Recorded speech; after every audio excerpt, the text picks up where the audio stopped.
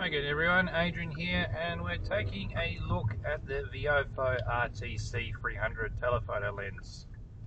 This uses the Sony Starvis 2 IMX675 sensor, and we're going to take a look at the 2K 21:9 recording option.